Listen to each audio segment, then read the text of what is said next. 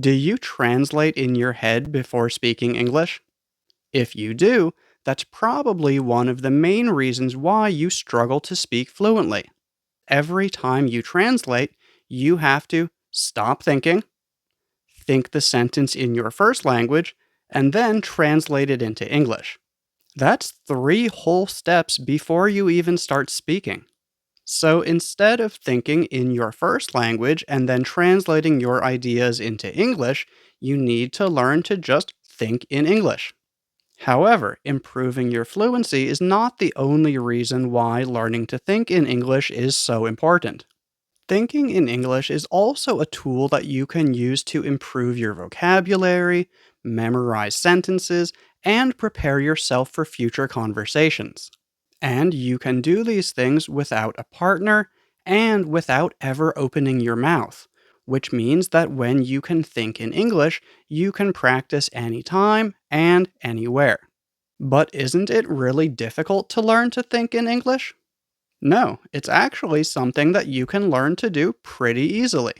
In this video, I'm going to explain why being able to think in English is so important and how you can start doing it. But first things first, when we say think in English, what do we actually mean? Well, thinking is basically just speaking, but only in your mind, not with your mouth. So to think in English really just means to put English words and phrases into your mind without first thinking them in your native language. Now, how do you learn to do this? The first and most important thing you need to do is just build the habit of not starting in your first language. And the easiest way to build a habit is by starting with actions that are simple. So at this stage, I only want you to focus on words and phrases that you know and are easy for you to remember. All you need to do is when you see something, try to think the English name without first thinking it in your native language. For example, when you see a chair, think the word chair. When you look at your phone, think the word phone. When you open your refrigerator, try to think the word refrigerator. And I know this might sound really easy, but if you are someone who has developed the habit of always starting in your native language, this can actually be quite difficult. So, if you notice that you are someone who has difficulty with this, one thing you can do is put sticky notes on all of the things in your home or office. On your lamp, put a note that says lamp. On your refrigerator, put a note that says refrigerator. This way, because you see the English name first, you have to start in English. Every time you see one of your notes, read it to yourself in your head and then think it to yourself 1 or 2 more times. After a few days, remove the sticky notes and see if you can now start in English without them. As this becomes more natural to you, the next thing I want you to do is start thinking very simple sentences. But how do you know what sentences to think? Just choose 2 or 3 very simple questions that you are going to ask yourself in your head anytime you have a few seconds of free time. I recommend using where am I, what am I doing right now, and how do I feel right now. These questions are good because they force you to use language that's actually related to your daily life. And as soon as you finish thinking the question, I want you to immediately think the word I'm, even if you don't yet know what you're going to say. This guarantees that you start the sentence in English and makes it much less likely that you will switch to your first language. Maybe you're walking down the street. First, think the question, where am I? Immediately think the word I'm, and then try to finish the sentence. For example, where am I? I'm, hmm, I'm in, I'm in my neighborhood. And sometimes you're not going to be able to complete the sentence because there's a word that you don't know. But this is actually a really good thing. This is because every time you don't know a word, that's an opportunity to learn something new.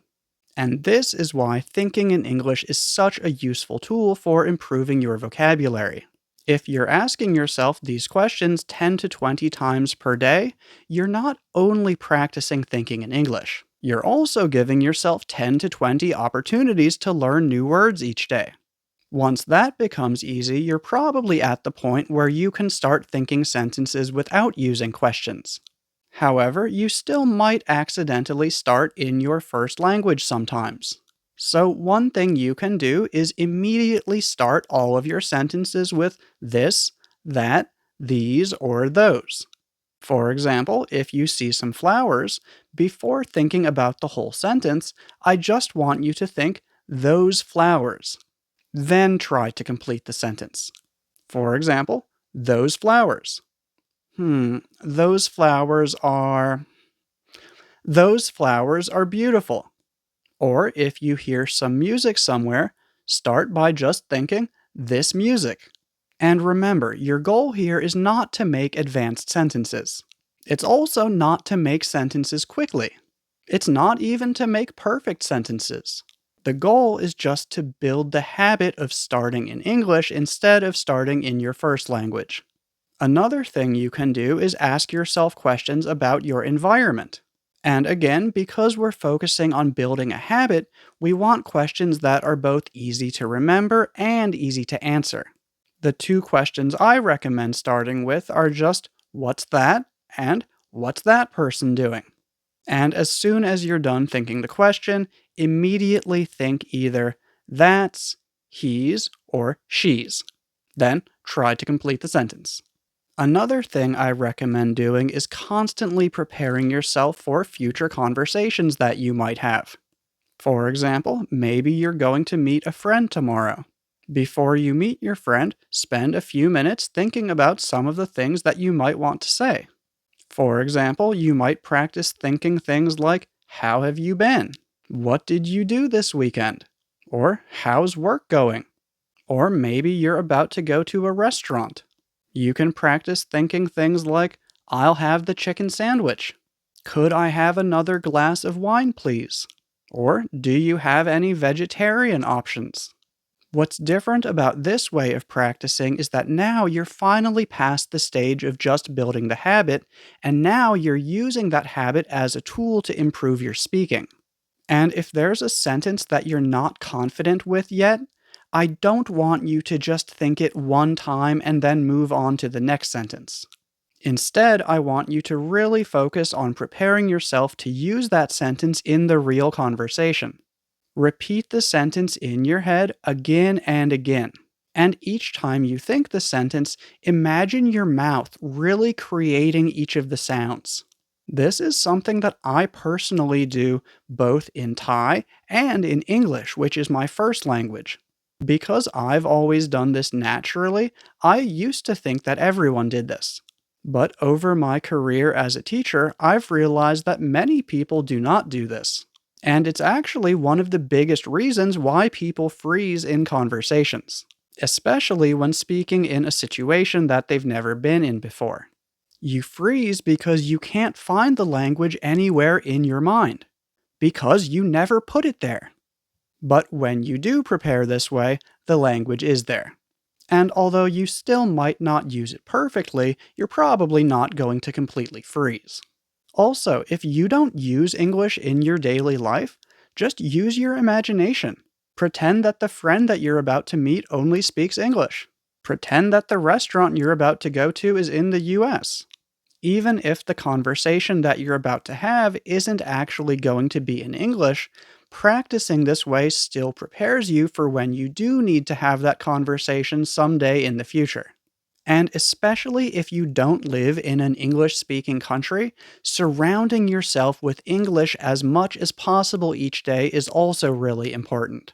For example, listen to English while you walk, cook, drive, or exercise. Change your phone and computer to English. Do your Google searches in English. Watch English language TV shows.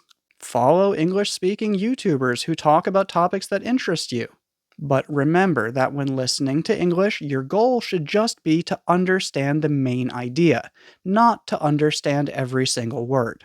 So don't worry if there are words that you don't understand, and do not try to translate anything. This is important because when you stop trying to understand everything, listening to English becomes a lot less stressful, and you start to understand English more naturally. And the less you rely on translations, the easier it becomes to think in English and speak English. So, if you want to learn to think in English, start doing these things today. Because remember, anyone can do this. You just need to build the habit. And if you'd like even more information and strategies for how to learn to think in English, I also have a whole ebook about this topic. If you're interested, the link to buy it is probably around here somewhere or in the comments below.